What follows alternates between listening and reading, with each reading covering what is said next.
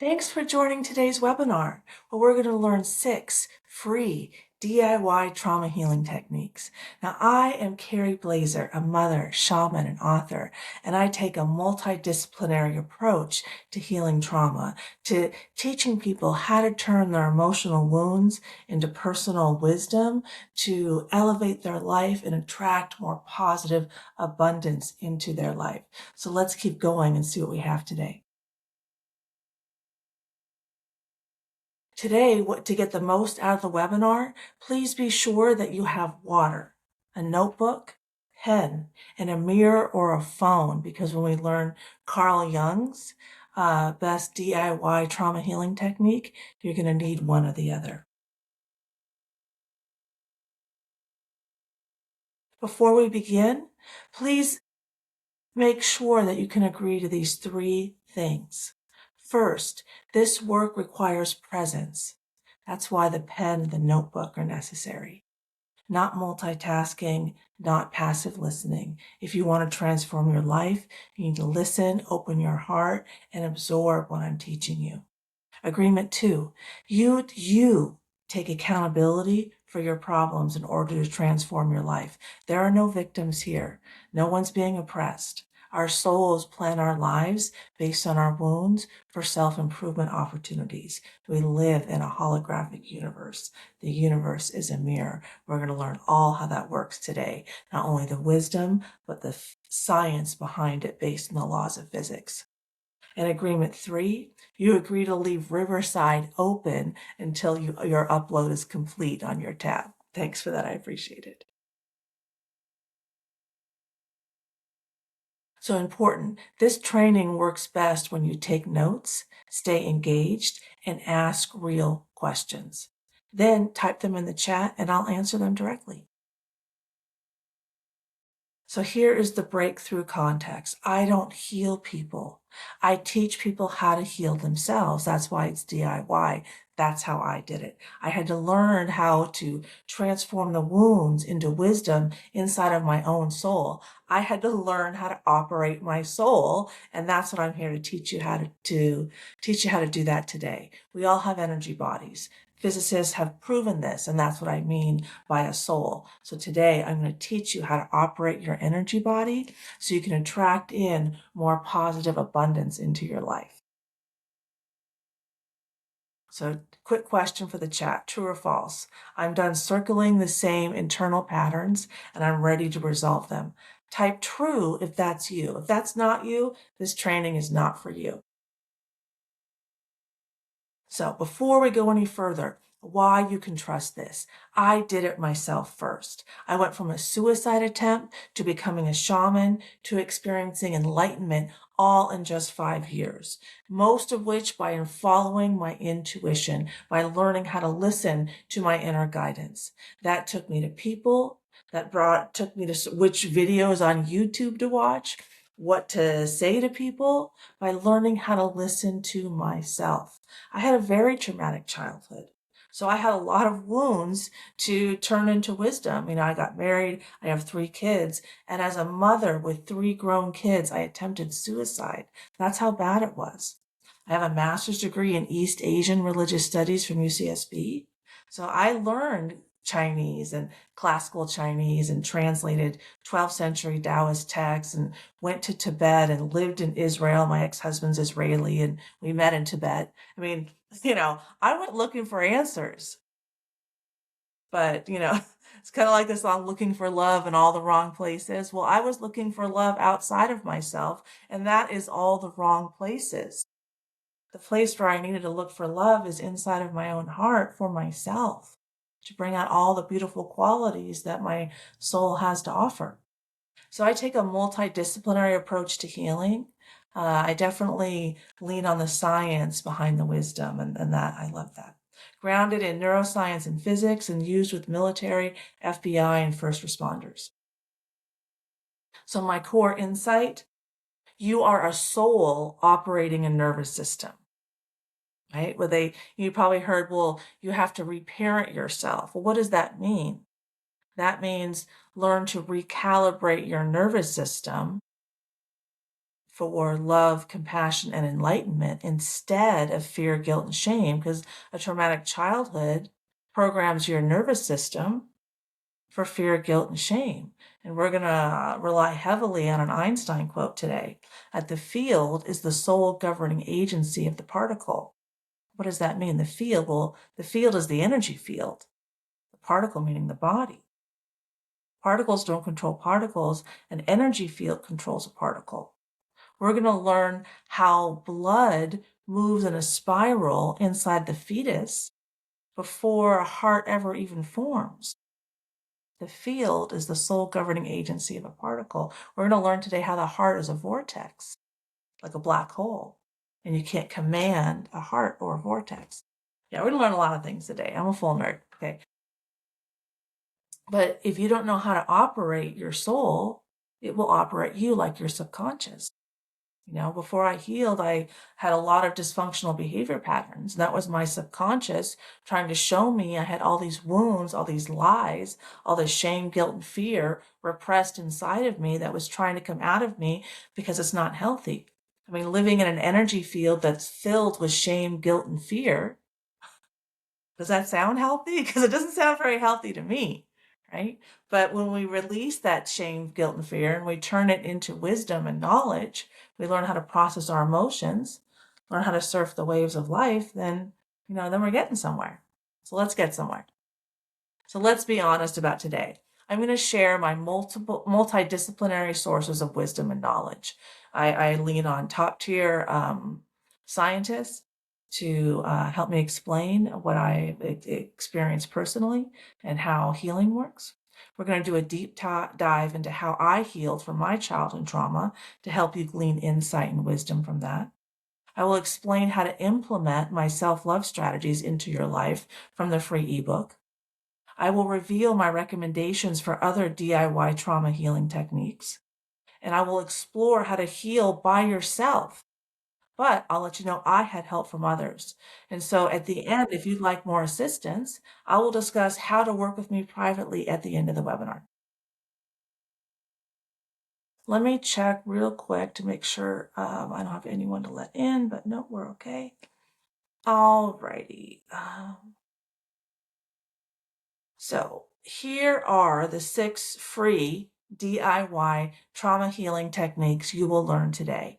First, we're going to go over my 6 divine feminine self-love techniques or strategies, the free ebook that you got.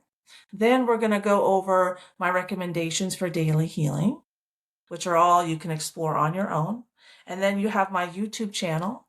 There'll be a meditation shamanic drumming video that I'll introduce you to. And if we have time today, we'll do that as well. Then we'll discuss my trauma healing discussion and techniques, which are all on my YouTube channel as well and free to you. The Carl Jung's mirror exercise and how you can just bypass talk therapy and see yourself and process your wounds through. A Lakota star feeding healing technique that engages both sides of the brain, bringing coherence to your nervous system. And then recommendations for other professionals. And those are all the professionals I'll share along the way that I really admire and have learned from. So my multidisciplinary sources of wisdom and knowledge, my intuition, my inner guidance, psychology, cardiology, the heart is a vortex, neuroscience, how we recalibrate our nervous system to resonate with love, compassion, and enlightenment instead of fear, guilt, and shame. Shamanism, laws of physics, mysticism, family medicine, and epigenetics.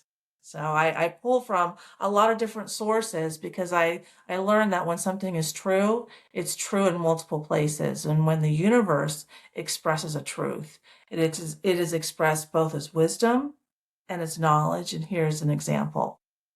So wisdom says the universe is a mirror, showing us ourselves in every moment as a constant feedback loop for self-improvement. Knowledge says we attract what we are through energetic resonance, meaning a vibrational match. Knowledge also says the heart is a vortex, like a black hole, so which projects, outward, and then we can see the boundary, like a black hole. And that reconfirms how we're a holographic universe. We live in a holographic universe. Okay, let's keep going. So shamanism, let's start with my book. So my path to healing, I had a very traumatic childhood.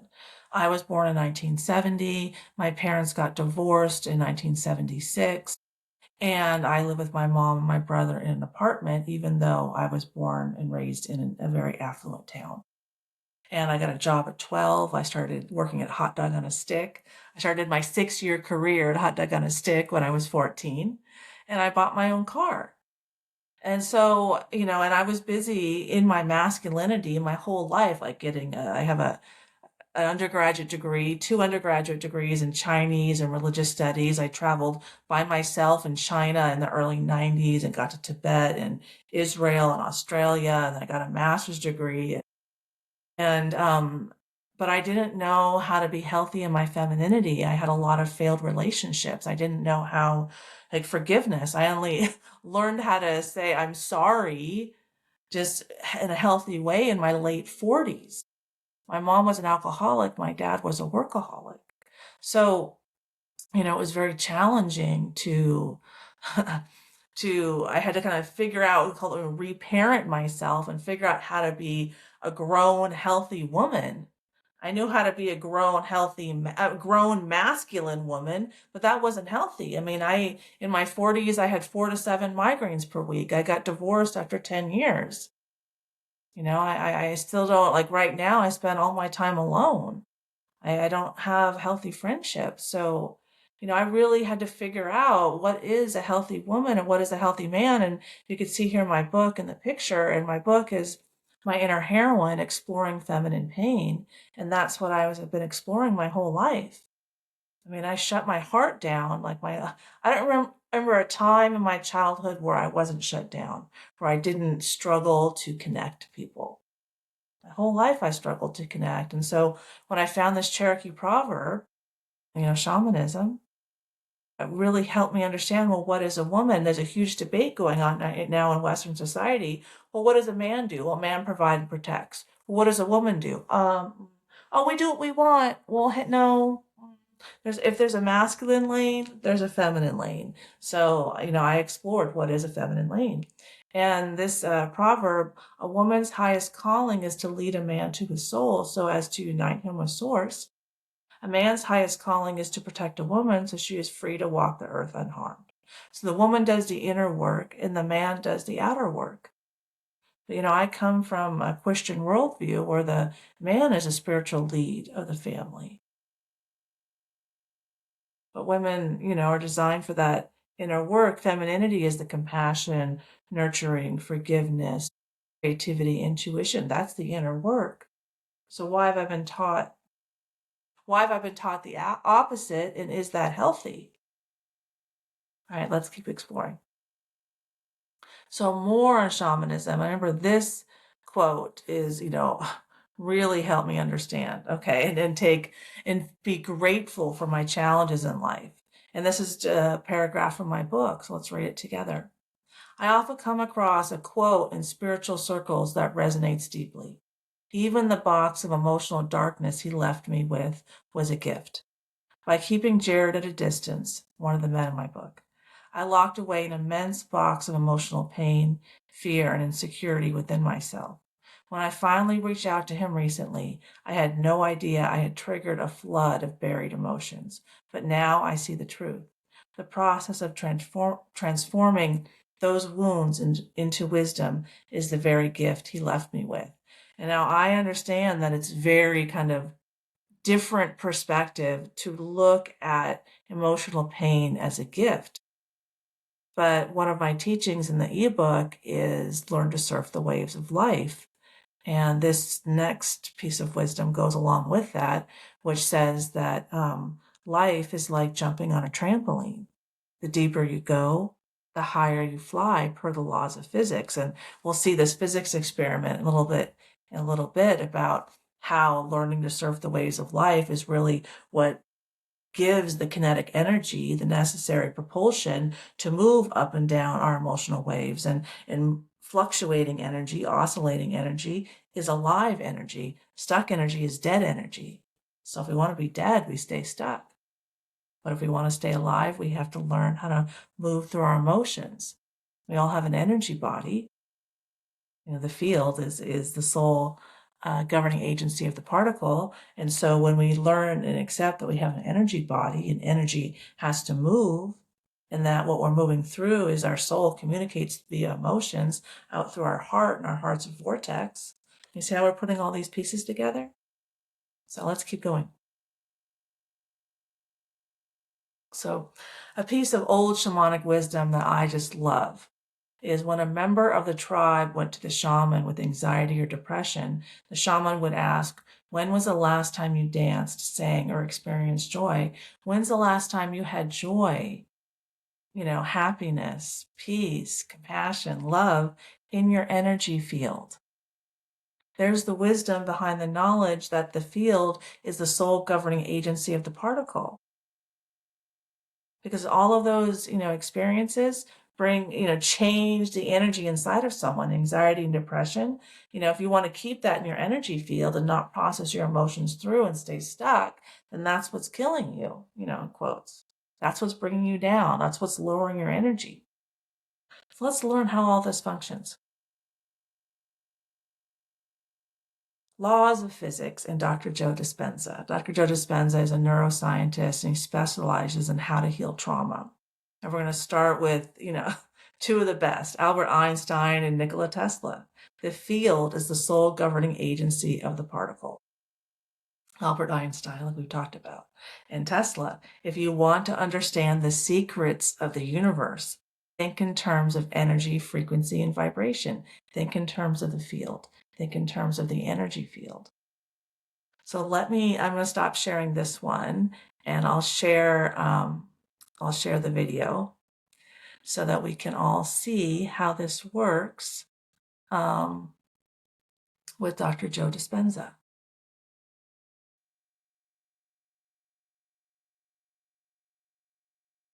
Einstein said the field, the wave, the energy is the sole governing agency of the particle. Energy controls matter. He didn't say particle controls the particle. He said the field controls the particle. If you change the information in the field, can you change the projection, the particle in three-dimensional reality? This is a holographic universe. So if the quantum field is an invisible field of energy that exists beyond our senses, beyond our body, our environment, and time, and the only way we are going to connect to it is take all of our attention off our body, all of our attention off the environment. What's the environment made of? People, objects, things, places, and take all of your attention off of linear time, the predictable future and the familiar past, and find the sweet spot of the generous present moment. That's the unknown. That's the door. That's the moment you become nobody, no one, no thing, nowhere, no time. That is the moment you are pure consciousness. And that is the moment you're walking through the door to the quantum field. Einstein. Quantum field. So I will help you walk through the door to your own quantum field. But let's get back to my presentation and learn more about how to utilize these 6 DIY trauma healing techniques. Okay. So after the first time I experienced enlightenment was March of 2024. And it was quite the event. I spent 3 days in my recliner, vibrating super high. The second morning, I was like vibrating really high, and I heard in my head, enlightenment, enlightenment, enlightenment. And then I was told, ask the universe, for your wisdom. And so this is what I was shown. I was shown that there's I've helped several first responders. So first I was shown the arc of first responders. I'm like, well, they all have mental illness. I'm a healer. I'm concerned with mental illness. That's what I was shown. All the first responders have mental illness. And then next I was shown, I'm like, oh, the family. Oh, the family. Well, there's lots of divorce, lots of mental illness there. Oh, relationships. Oh, lots of okay. I'm like, okay, take me back to the beginning. There was God and then what? Like, I was just trying to understand, like, how we had gotten to this place. But what I didn't understand is it was basically asking the question, why did things have to get so dark?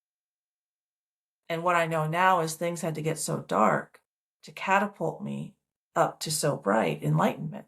And that's the laws of physics, right? The deeper you go, the higher you fly based on the laws of physics. Life is like jumping on a trampoline. So I expanded my consciousness first by going deep into my fear, guilt, and shame. And then that catapulted me up to enlightenment. That was, a huge epiphany for me, right?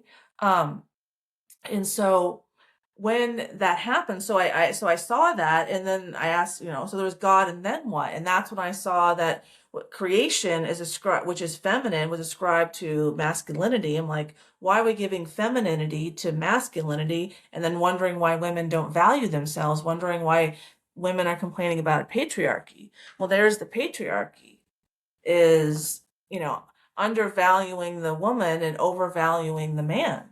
So then I had a discussion, well, if we restore the divine feminine next to divine masculine, and then we mirror that in the home, so that the center of the family, the emotional center of the family, and this is all, I'm having this conversation before I came upon this map of consciousness, right? Then the woman will be equal to the man, and she'll be the emotional center and he'll be the physical lead. So I'm having this whole conversation, and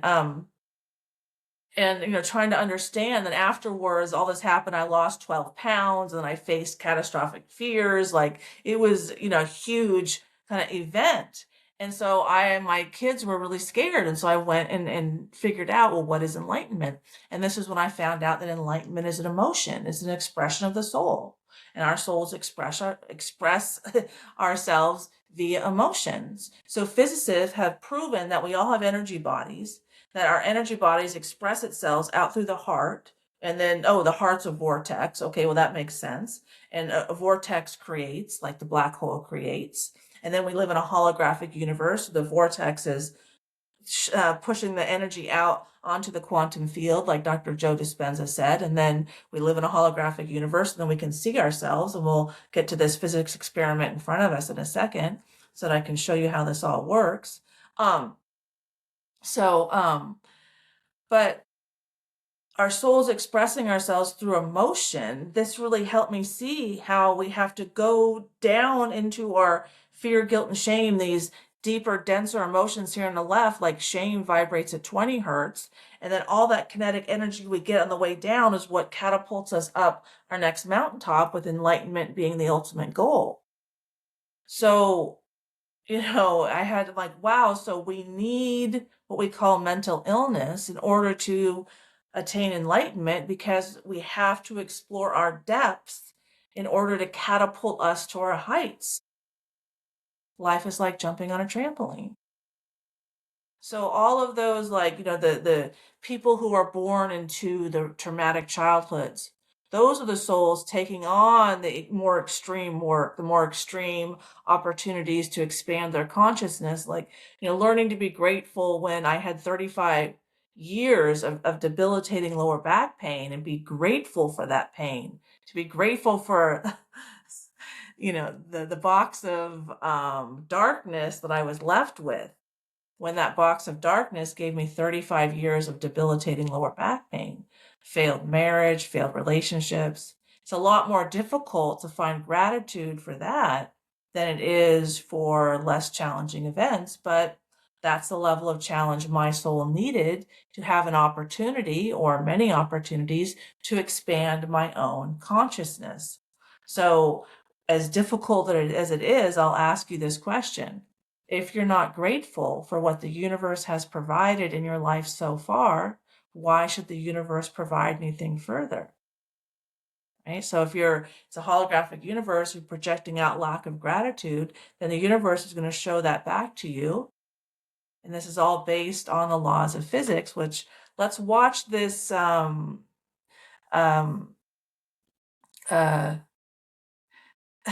physics experiment. And I'm going to show you how this all works in a second. But this is the tuning fork experiment. Okay, let me show you how this works. See here, you have 512 and 440 hertz. And when you hit the 512, the 440 doesn't even notice. There's no connection. There's no relationship. It's as if the 440 is not even there. But see, the universe is a mirror. 440 does not show 512 itself. 440 and 440 show itself. You see the difference? Like if 440 is shame and 512 is love, they don't resonate. They're not a vibrational match. One does not perceive or impact or even, it's like as if the other one is not even there. No attraction.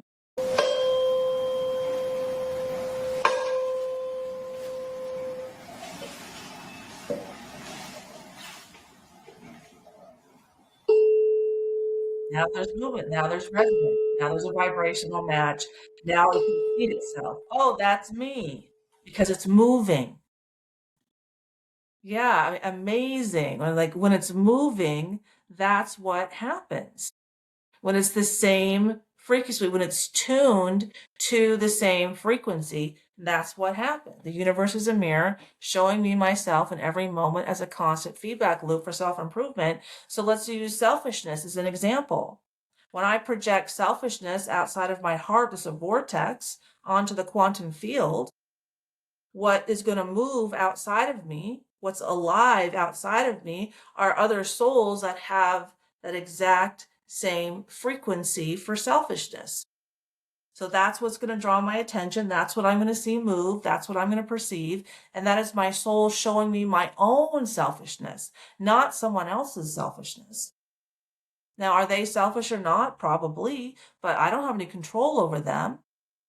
I want to improve myself so that I'm not bringing more selfishness into the universe. And this is why self-love creates heaven on earth, because we live in a holographic universe. So the more each of us projects love out into the quantum field, and then we resonate and interact with the ones that love themselves, and that's where we all place our energy, slowly but surely we're going to root out self-hate. Let's keep going.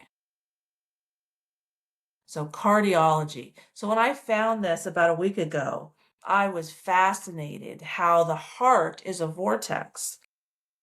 And one of the ways they know the heart is a vortex is that blood flows in a spiral inside the fetus before the physical heart is even formed. The field is the sole governing agency of the particle. And why does it move in a spiral? Because that's more flexible and provides more strength. A straight line is easily breakable, but a spiral provides a lot more stability. So the heart invites blood into motion, allowing coherent motion through rhythmic patterns of coordinated twists and releases. It doesn't pump. It's physiologically, also like based on laws of physics, impossible for one muscle in the center to pump thick fluid through 60,000 miles of veins, which each human has. Right? It creates an energetic vortex.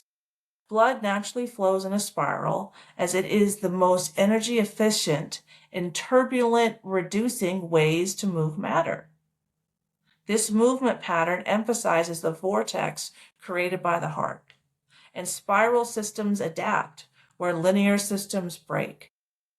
Resilience. They allow movement without rupture. Oscillating energy is alive energy. So let's take a look at this. I gotta change to the Instagram here. This video that tells us all about it.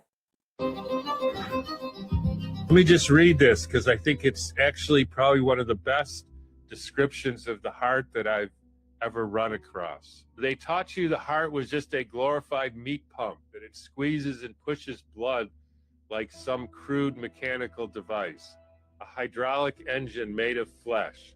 That is what they want you to believe, because if you buy into that primitive lie, you never ask deeper questions.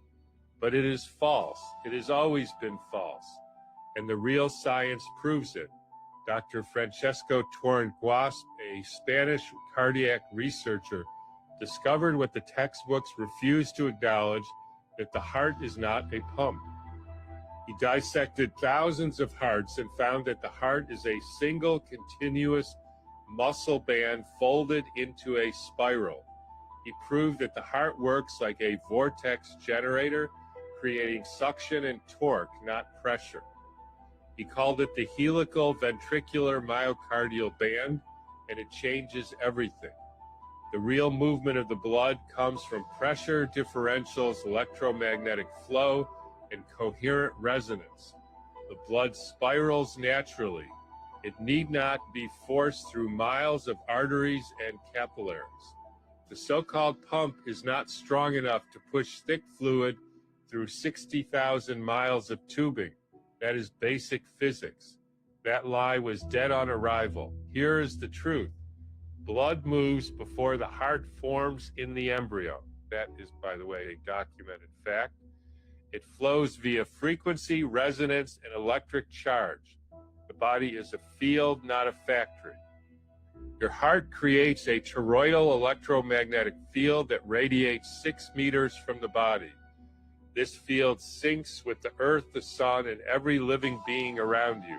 It is a resonator, a tuner, a conductor.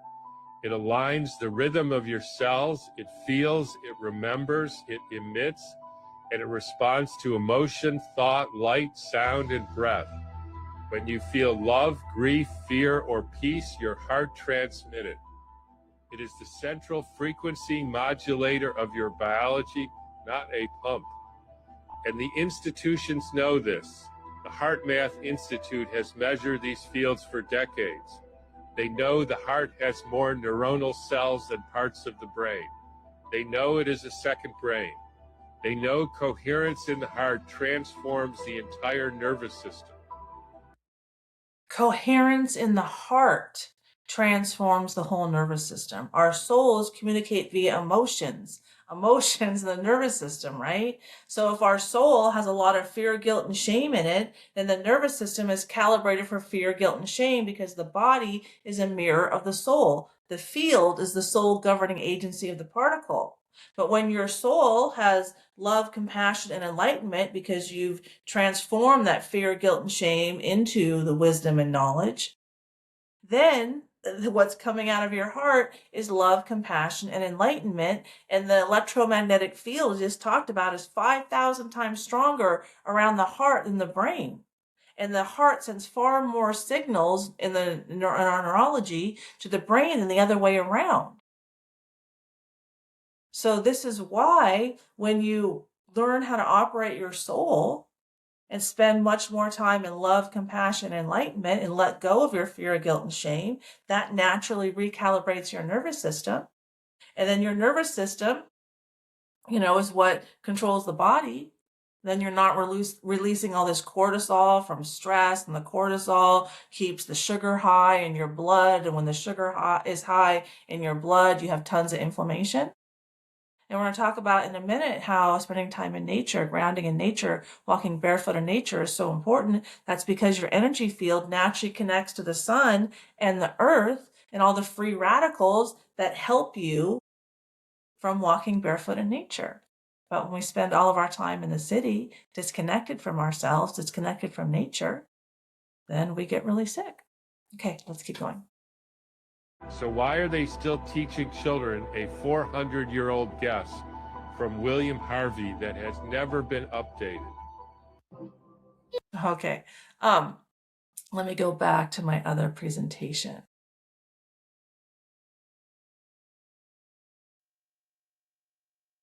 All right, more about cardiology and the nervous system.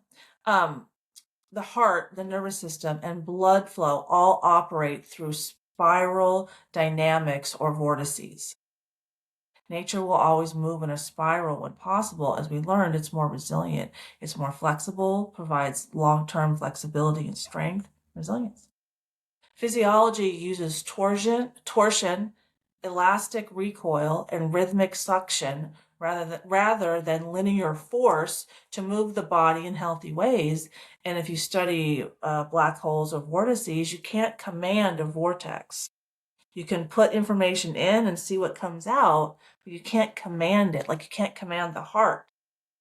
How do you change what's coming out of the heart? Well, you change what's in the soul. How do you change what's in the soul? We're going to get to that in a second. So harmonious embodiment, regulation, and power emerge from coherent oscillation and participation with flow, not domination or control.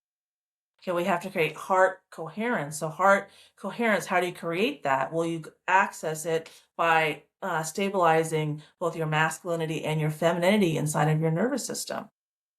And where the Lakota star feeding ritual really shows us how when you utilize both sides of, like, say, your brain, your nervous system, like communication is feminine, where action is masculine.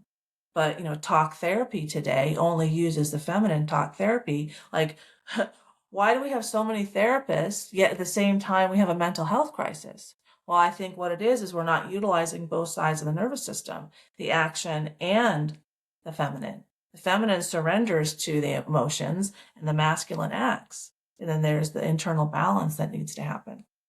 So one cannot command a vortex. You defeat energy and see what comes out. To change a vortex, one must change input, boundary, rhythm, pressure, differential, and coherence. For example, when adrenaline spikes, that equals chaotic vortices, where regulated breath equals coherent vortices. An immediate spike is like, whoa, that's not coherent. And we're designed to do that. Like if a lion is coming, but adrenaline spikes are happening with people all the time because we are not emotionally healthy people. So, neuroscience and psychology. And the psychology is Carl Jung, and the neuroscience is Dr. Andrew Huberman. And Dr. Andrew Huberman is going to talk about why cancel culture is an external attempt to resolve an internal problem. So we'll cancel it, that's triggering people. Well, saying that does not acknowledge that we live in a holographic universe, that the universe is a mirror, that the heart's a vortices. So if we want someone to stop getting triggered by things outside of them, or even be drawn to these things, then they have to change the inside. But why does this happen? And Carl Jung has something to say about it. There is no light without shadow, and no psychic wholeness without imperfection. To round itself out, life calls not for perfection, but for completeness, for our ability to be emotionally well-rounded, emotionally mature human being who can hear something that they don't agree with and be able to have heart and nervous system coherence internally, understanding that we're all different, that we're going to have different ideas, and this is how we learn and we grow. But canceling it on the outside stops our opportunity for growth. For this, the thorn in the flesh is needed, the suffering of defects, without which there is no progress and no ascent. So let's learn what Dr. Huberman has to say about all of this.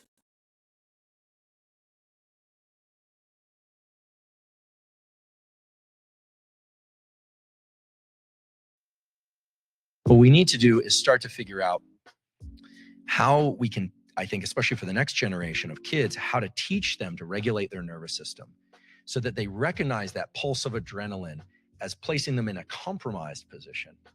Like, we have to leverage the idea that being able to hear and listen hinges on the ability to be calm. So therefore, the ability to be calm is crucial to hearing and hearing and listening is crucial to our advancement as individuals and as groups. The problem is everyone's been trying to do this backwards. They've said we all have to get along. We have to cancel culture. We all have to, listen to one another. And I think, again, we have to start from the inside. We have to teach it physiologically. Now, I don't have a master plan on how to do that, but one of the reasons I'm here and one of the reasons I'm, teaching neuroscience on Instagram and not just in my laboratory is until we can learn to regulate the self, I don't think we're going to get where we want to go as a culture. What we need to do. Definitely. We need to learn how to regulate the self. That's why I teach these DIY trauma healing techniques, because they all teach you how to regulate the self day in and day out by acknowledging that we're souls having a human experience. So now, how do I operate my soul? because the field is the sole governing agency of the particle. The soul is the sole governing agency of the body. So let's continue learning how to operate our souls. And so why recalibrating one's nervous system is the healing process, okay? Recalibrating the nervous system heals trauma by shifting the body from a chronic survival-based fight or flight. Like I was in my whole life, the fear, the shame, that I feared men. I feared half the population until 5 years ago, and I'm 55 now. The day after I saw that and changed that in my soul, operate my soul, I visited my older daughter in public and she noticed immediately, Mom, what's different? What's going on? I was happy. I was relaxed. Oh, let me walk around. What's going on? Not afraid of half the population. Fear, guilt, and shame, it's necessary temporarily, but when we hang on to it for like me, for 30, 40 years, 50 years, that's what does the damage. Because when the field is in fear, guilt, and shame and vibrating so low, then I don't want to be in my body. I avoid my body, and I don't want to be in my body means I don't take care of my body. Like I'm not important. I put other people before me because, I'm the problem over here. So survival-based fight or flight state back to a state of safety, social engagement, and relaxation. This process uses neuroplasticity to rewire neural pathways, quiet an overactive brain, and release stored physiological tension. Like all of our emotional pain is stored in our fascia. When you release it, it comes out your feet. Neuroplasticity allows the brain to stop associating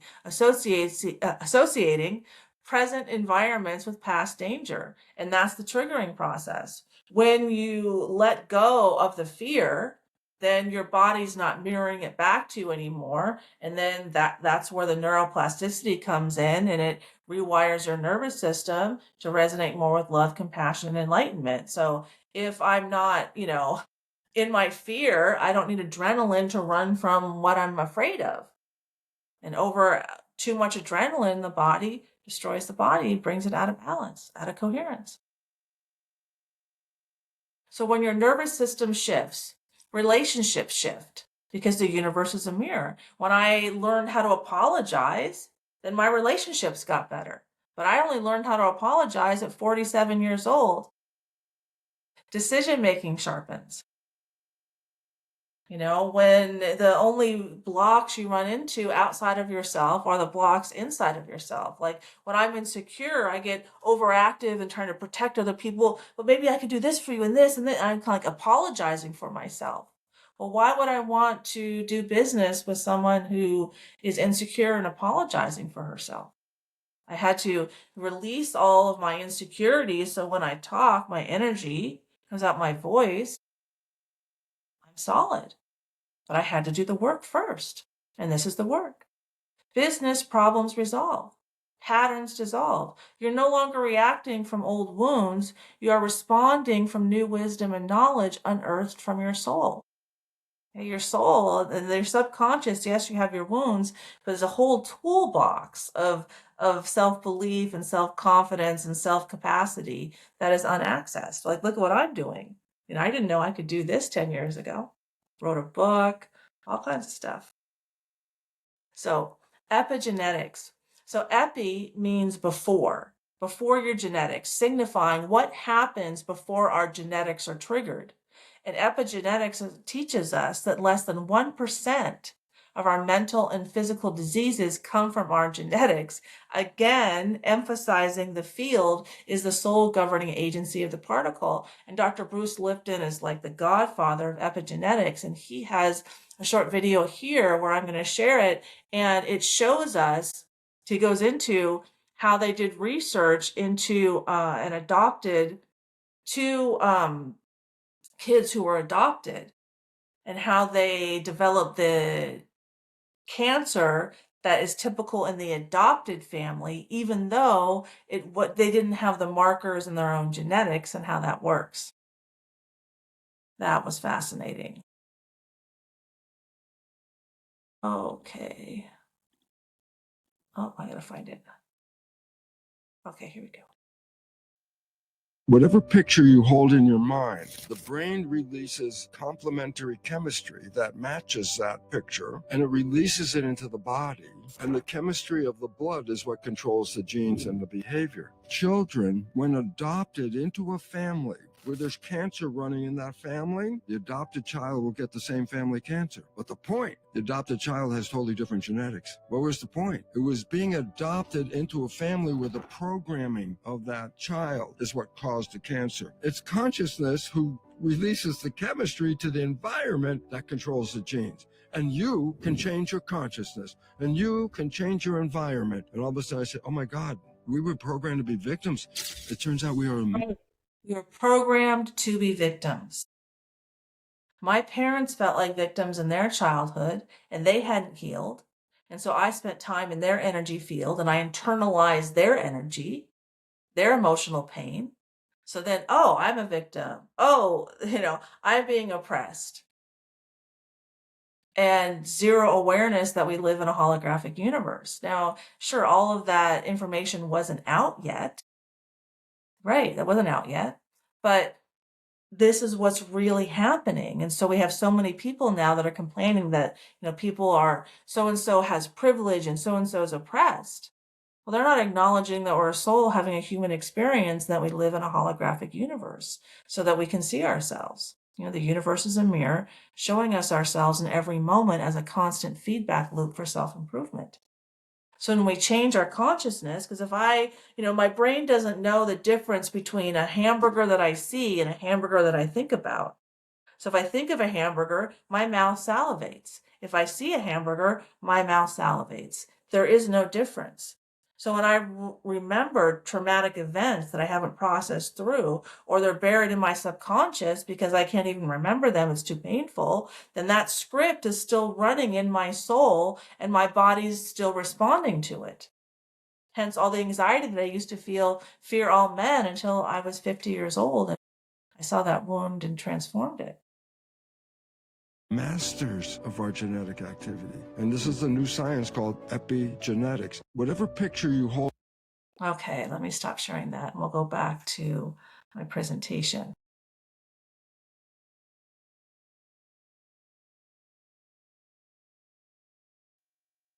Oh. Family medicine. So I just love Dr. Gabor Mate. And one of the reasons I loved him is because I know he aligns with Dr. Carl Jung. And so here is along the lines of what we just talked about is why do people get sick? We used to think, well, it's their genetics, just turns on at one point. Well, no, now we know from epigenetics that less than 1% of our mental and physical diseases come from our, sorry, my nose is really itchy, come from our genetics.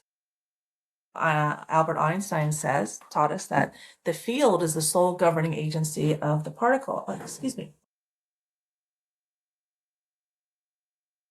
Sorry, my nose is like really bothering me. Okay, so what Dr. Gabor Mate said, when people do not know how to say no to others in order to prioritize their own physiological needs, out of insecurity, self-hate, the shame, guilt, and fear, the body will say no for them in the form of disease, such as cancer. So disease like cancer and viruses all resonate below 100 hertz. And as we saw on the map of consciousness earlier, below 100 hertz, those are all the kind of denser, darker emotions. So when we, live in our denser, darker emotions, our fear, guilt, and shame, the body will mirror that back to us in the form of disease. I mean, I haven't gotten sick in 6 years. I never got COVID, and I experience enlightenment all the time. Enlightenment resonates at 700 to 1,000 hertz. But this is why I spend most of my time at 500 to 1,000 hertz. And love is 500 hertz. Enlightenment is 700 to 1,000. So because my energy field spends so much time in between 500 and 1,000 hertz, I don't get cancer. I don't get diseases, because those all vibrate at 100 hertz or less. And I practice what I call the love hierarchy. is that self-love comes first. And by self-love, I mean, healthy diet, healthy exercise, walking barefoot in nature, taking care of my body. I don't mean, oh, I'm the princess, everyone. No, appropriate self-care.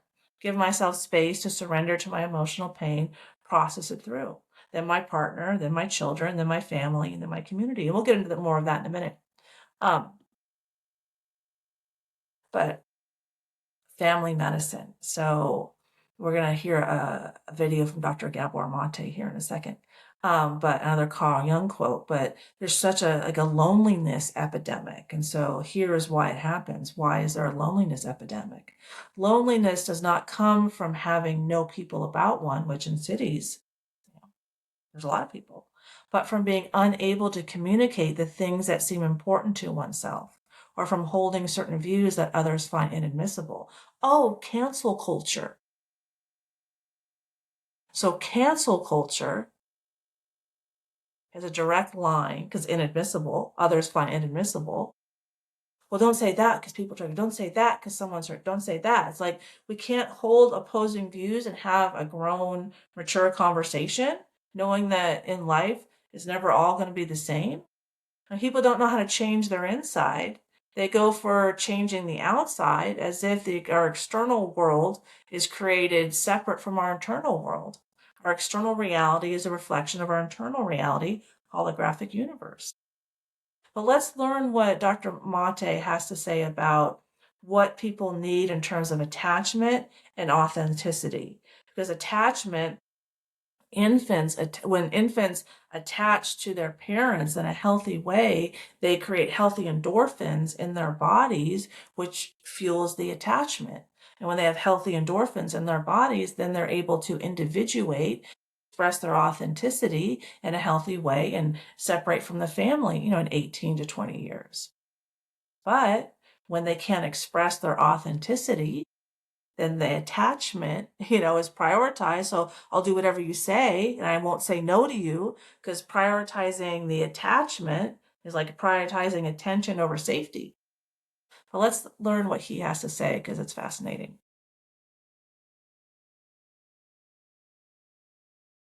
Oh, okay. That's not it. Here we go. What happens to a child where the attachment need is not compatible with the need for authenticity? In other words, if I'm authentic, my parents will reject me. If I feel what I feel and express what I feel and insist on my own truth, my parents can't handle it. And parents convey those messages unconsciously all the time. Not because they mean to, not because they don't love the child, not because they're not trying to do their best, but because they themselves are suppressed or traumatized or hurt or stressed. And what does the child do with that? Well, if I give up my attachment for the sake of authenticity, I lose my relationships on which my life depends. Therefore, there's no question. What becomes suppressed is our authenticity, our emotions. And then we become 25 and 30 or 35, 40, and we don't know who we are. What happens to a child? Right. And we don't know who we are. And that is so common today. We repress parts of ourselves to get along in a relationship. Like I did that with my dad and my stepmom. I did that for many, many years. And I haven't talked to them in 2.5 years because I finally stood up and said no more.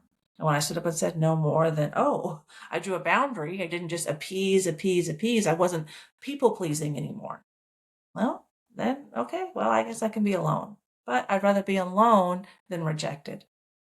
I'd rather be alone than on purpose, knowing I'm going to another person's house who is outright rejecting a lot of me. I'd much rather be walk on the beach, go out in nature, do something else. All right, let's go on to the next. My nose just keeps bothering me.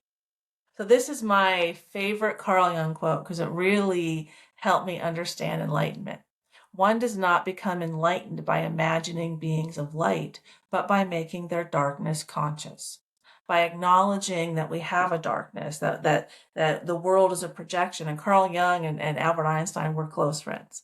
But imagining like communism is an external solution to an internal problem. It's kind of like a being of light. Well, if communism comes, then everything's going to be fine, as if our external reality dictates our internal reality.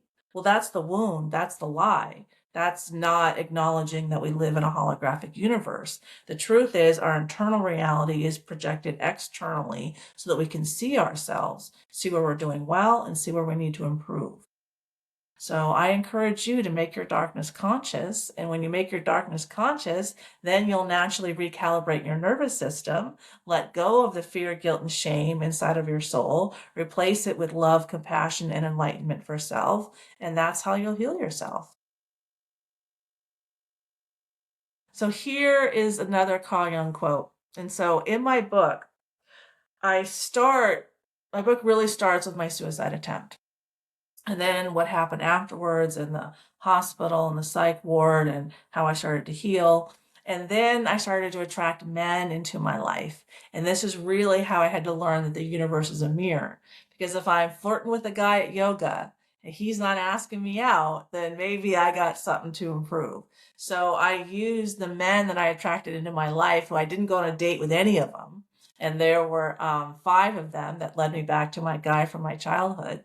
And so and I call them my heroes because they mirrored my wounds back to me. They gave me opportunities to see myself and to make all these improvements. I'm sorry, my nose is like itching and itching and itching.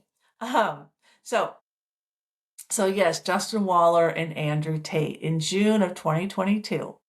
My intuition, as I say, my intuition helped me learn all this, guided me to reach out to Justin Waller. And I saw him on the Fresh and Fit YouTube channel like twice before. And so my interest said, reach out to him and ask questions about male sexuality, because the first guy had multiple women. And I had never knowingly been with a man who was cheating on me or was, had multiple women. I just say knowingly. I think I just wasn't cognizant of it. I just wasn't able to address it. But here's where Carl Jung goes deep into how we live in a holographic universe, because a lot of people project their hate onto Andrew Tate. And I have a rape wound, and I attracted Andrew into my life, and we attract what we are. And I'll leave it at that. Okay. So what did Carl Jung say?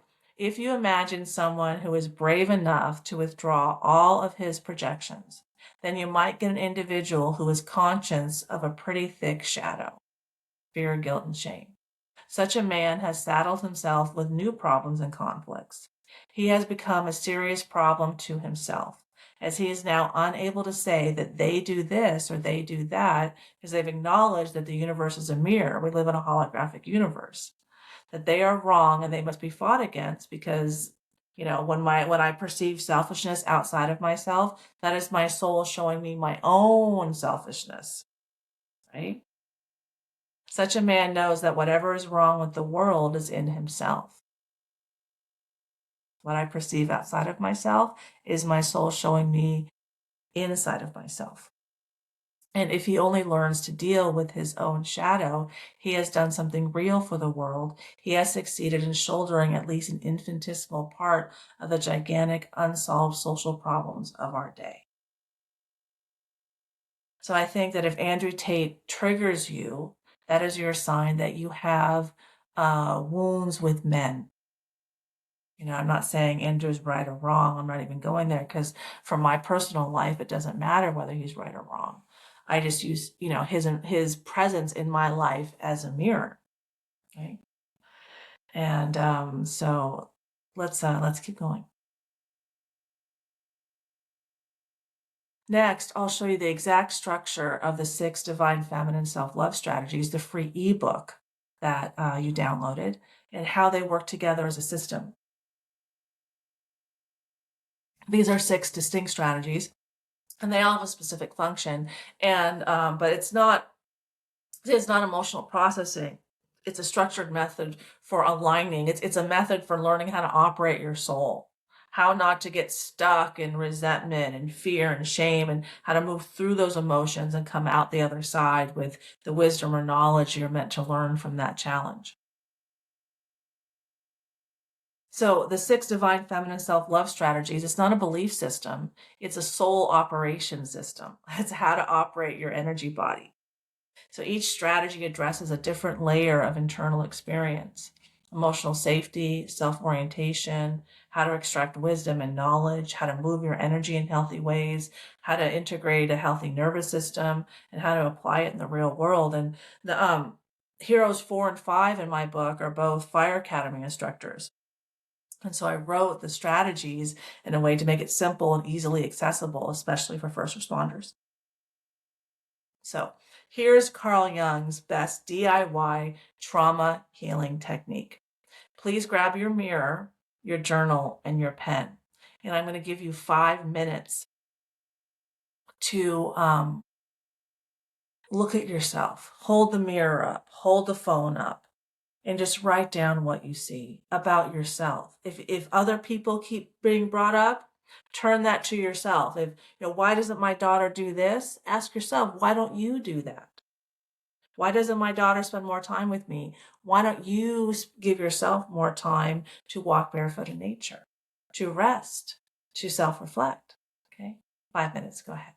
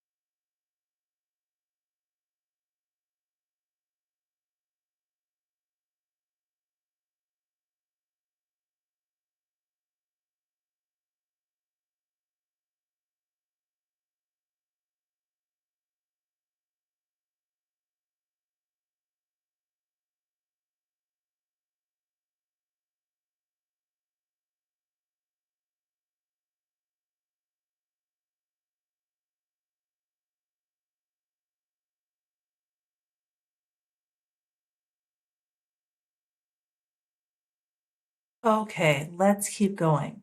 Now, whatever you wrote down, the good, the bad, the pretty, the ugly, you can start to use this and while I go over these 6 strategies. So let's start with number 1. Appreciate, learn, and forgive equals ego death. This one I came up with when I realized what I was doing repeatedly. I wasn't spending time in remorse or regret when I was successful at turning my wounds into wisdom, like I was with my fear of all men. When I saw that inside my heart, I thought, fear of all men. I'm like, wait, men protect me. And then that was their, I was like, appreciation, learning. The learning was men protect me. And then I just let it go naturally. So what I realized that when I start with appreciation, that I was grateful that I could like see inside my heart and go, what is going on in here? And the gratitude naturally reduces cortisol in the body, naturally opens the heart, opens the nervous system, reduces stress. Then that's a perfect time to self-reflect and go, why is this true inside of me? And what is the wisdom? In the ebook, there's a lot of questions you can use in there. Also in my book that I just had up on, which is on Amazon, but a lot of questions you can use to self-reflect. Why was that challenge necessary in life? What can I learn from that challenge? What's the wisdom? What's the knowledge? How can I become a more mature human being? How can I apply this wisdom in my waking reality? That's how you make your darkness conscious. Acknowledge that you have darkness. Because if you don't acknowledge that you have darkness and you're busy playing the victim, then how can you make it conscious if you don't own it? Okay, so when you have internal authority, when you accept that your soul is projecting your wounds and your wisdom outward, that we live in a holographic universe, any kind of block or wound or problem you run into is you. And the only way not to create that in your life is to change yourself. That's when you're really becoming a master of learning how to operate your own soul. So strategy 2 is a love hierarchy. This is how I keep myself ready to pay it forward, is that I know that I have my own cup of love, and that when my cup of love is overflowing and I pour from the overflow, that's what I give to my partner, my children, my family, my community.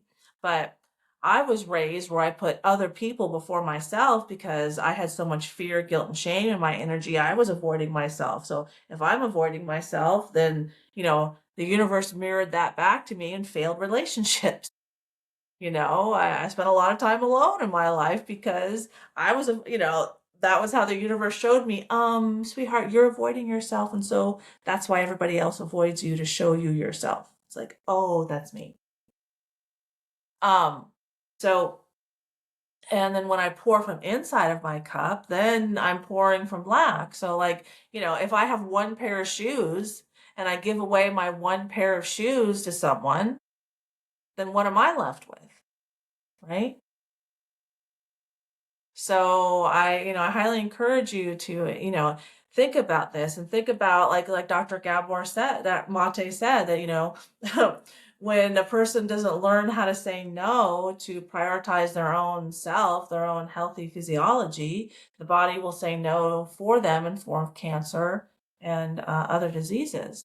So if I can't say no and draw healthy boundaries for myself and I put the community before myself, my body will mirror that back to me. My life will mirror that back to me. So how is life mirroring back to you when you're not practicing the love hierarchy? That's a good thing to think about. And how can you change and implement the love hierarchy into your life? Learning to surf the waves of life. So life is like jumping on a trampoline. The deeper you go, the higher you fly, based on the laws of physics. The depth of the wound determines the height of the wisdom. And, I had to accept that if I want Mount Everest-sized wisdom, then first I had to take on Mount Everest-sized wounds, because a surrender comes before the climb. If you want to climb Mount Everest physically, do you just show up and do it? No, you surrender to the training. A lot of, finding the self-belief and self-confidence out of yourself, right? And then you make the climb. So let me pull this up and share this.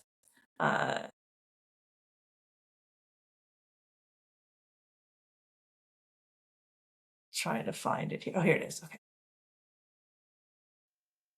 And we're going to see, based on the laws of physics, why this is true, why going down into your emotions, like we saw in the map of consciousness, is what is going to bring the kinetic energy necessary to fly higher. And the fastest moving energy is the most transformative energy, enlightenment being the most transformative emotion, right? So how do we get to enlightenment? Let me play for us.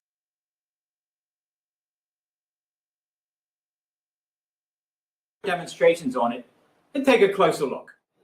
Now, this is a classic physics problem where we have two tracks that start at the same position and end at the same position, but their path from one side to the other is completely different. Now, these balls are able to roll down the tracks, so the question is, if I were to release them simultaneously, which track would get the ball to the opposite side the quickest? Well, let's give it a try.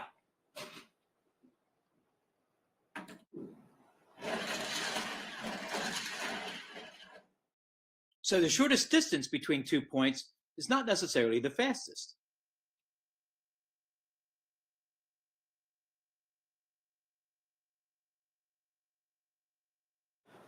Now, what's going on here? Well, we're giving both balls potential energy by lifting them up to a certain position.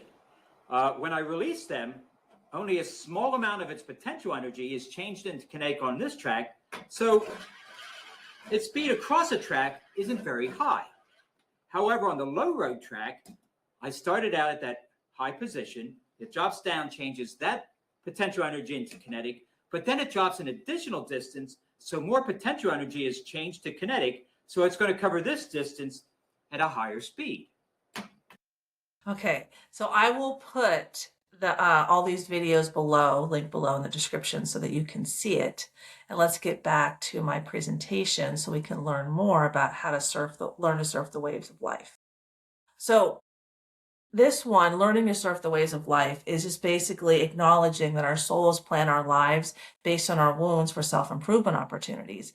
And I really, let me find my nose again. I had to accept this, that after I attempted suicide, I noticed I'd like, a high, and then I dropped to a low, and then a high and dropped to a low. Like after I came out of the hospital, I called my stepfather, and then he told me that he was terminally ill with idiopathic pulmonary fibrosis. Well, I didn't tell him about my suicide attempt.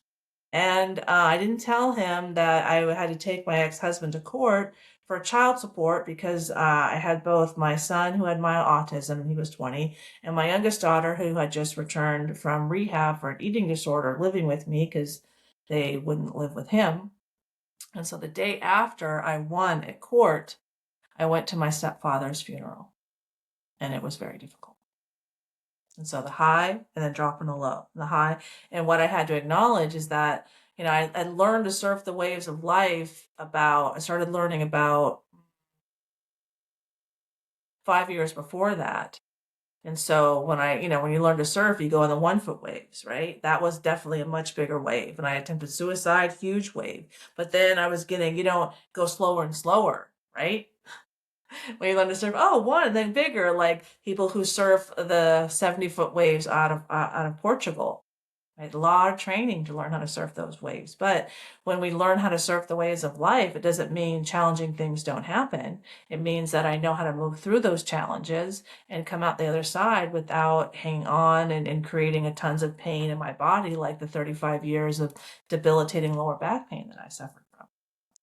And that only went away about 5 years ago after my suicide attempt, because I learned how to process my emotions, how to let that emotional pain out of all the structures around my womb, my creation, my femininity. Let's go on to number 4, which is the universe is a mirror. Now, we've already done this a lot, so I'm not going to get into a deep dive here. Sorry. I had reconstructive jaw surgery, so I had a lot of my voice was shut down in early childhood. And so I've always had problems with my mouth, one of them being I had to have reconstructive jaw surgery. So now that all this is healing in me, all the nerves are healing, and I get strange feelings in my nose and around my mouth, and that's really what's going on. But it's the healing process. Now I'm using my mouth to come out and share my wisdom. And so there's more healing going on in my nervous system, right? I'm loving on my mouth, so these nerves are healing. Okay. So we've done this one, so I'll keep going.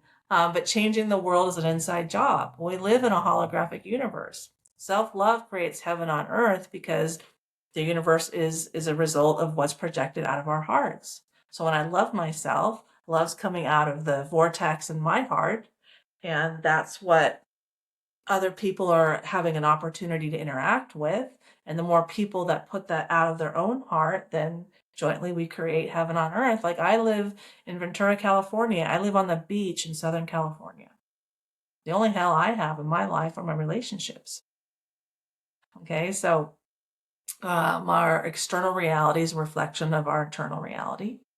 Your external experience is shaped by the wounds and wisdom stored in your nervous system that is stored in your soul. And how you feel about yourself is projected externally and determines what you notice, perceive, and attract into your life, like that Carl Jung quote. So there's also, let's go on to the next slide, and there's a physics experiment that will show us how this works, okay?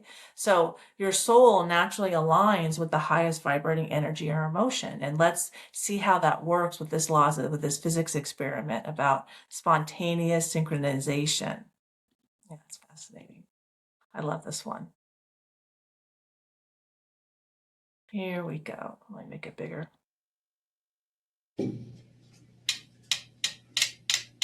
Well, you'll notice the second and the third are the fastest moving metronomes, and that the other three, quite quickly here, align with the fastest moving one. And there's no, emotion to hang on to. It's just pure energy.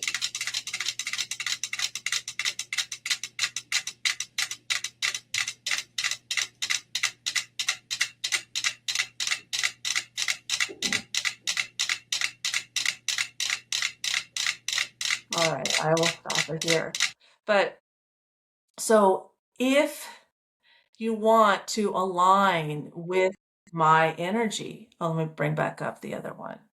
Then you can spend time align with me and all the wisdom that I have in my soul, because I experience enlightenment a few times a week now, all the time, as part of my healthy emotional range as an adult.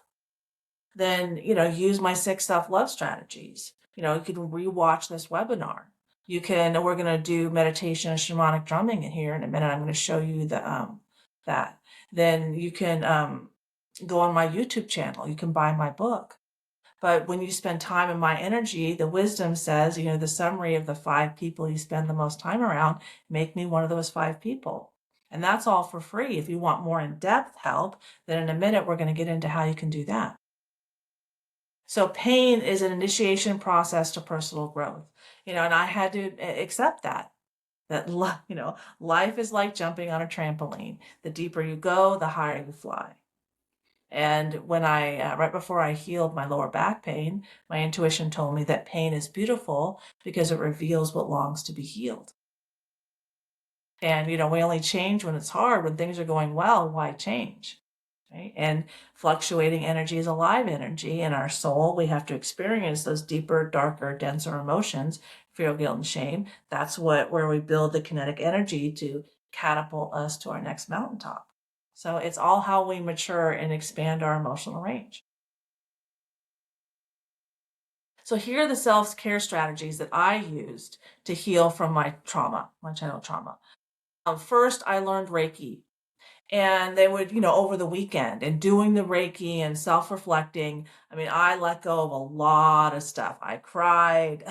I almost threw up one time, but I highly recommend learning Reiki. And what does Reiki do? Reiki helps you channel more love into your soul and let go of more hate. And then when you do it to yourself, you learn to do it to other people. It's as simple as that. Healthy exercise. Like men, the most cortisol reducing testosterone producing activity is chopping wood. And I recommend vocalizing during that, because then you're engaging both sides of your neurological system. The feminine is the vocalizing and the masculine is the acting. When you engage both, that's how you create internal coherence and calm inside the nervous system. For women, the most cortisol reducing, feminine hormone producing is walking and gentle yoga. So you can Google that and find out. Also, healthy diet. Find a diet that's inflammation reducing, cortisol reducing. That goes together, because when you have increased cortisol in your blood, then your blood hangs on to more sugar, and then you crave sugar. So definitely address the diet. Nature. Walk barefoot in nature. As we saw, our energy field needs to connect to the sun and the earth. And then the free radicals from the earth come up and help the nervous system, help us reduce inflammation in the body and calibrate the nervous system. And so definitely walk barefoot in nature will really help you. And then establish a gratitude practice. Be grateful for your home. Be grateful for your job. Be grateful for the trees, and just start somewhere. You can Google that online for free as well. A gratitude practice. That'll really help you get going in the right direction. And then here we have my YouTube channel. And what's there? There is my meditation and shamanic drumming video, which you can listen to. And that will help you ground into your body and open up your heart and learn to listen to yourself. So I highly recommend you do that. There's more educational videos there, healing tips and spiritual humor, all to help you with this free DIY trauma healing techniques. And the Lakota DIY trauma healing technique is called star feeding.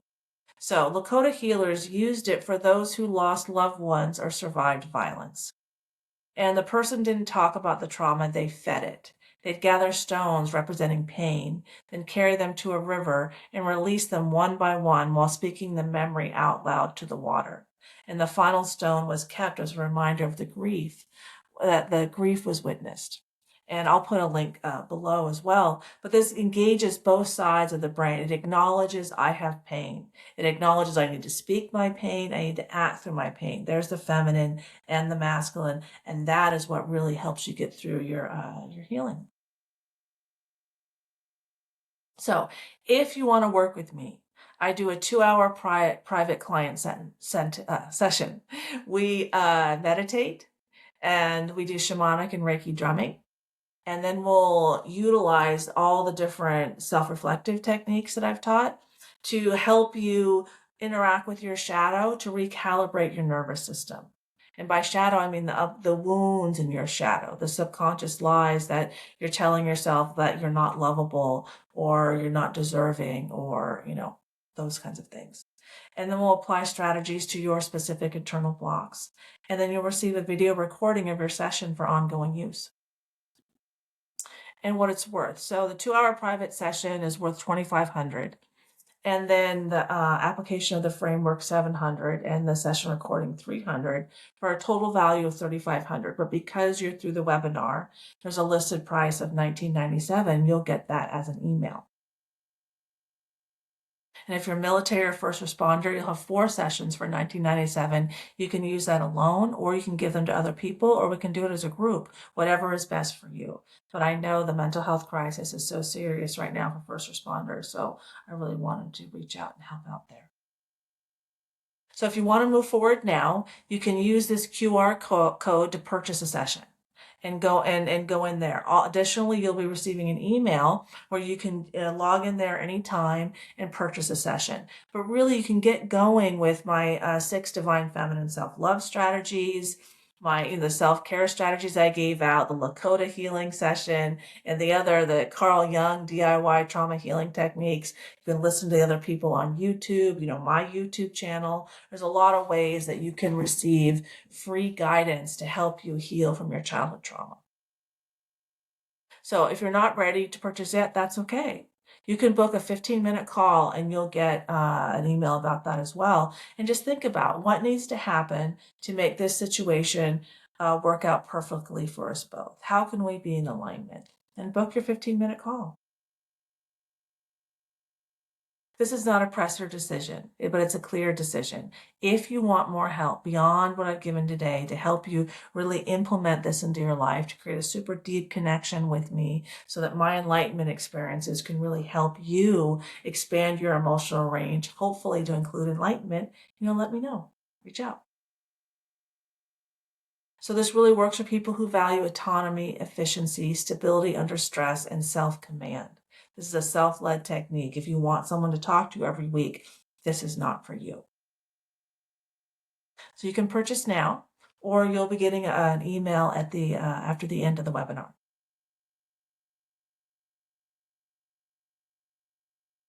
And again, here's my book on Amazon. If you want to check it out, I have 17 reviews, 4.9 stars. People really appreciate it. People really appreciate how I didn't idolize or criticize Justin and Andrew, how I use them as a mirror for self-improvement. And if you felt resonance during this training, that wasn't emotion, that was nervous system level alignment called resonance. That's how you know this is relevant without needing convincing. Did you feel resonance?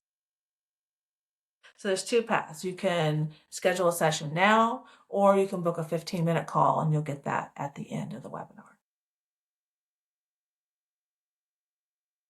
Thank you so much. Take care. Bye.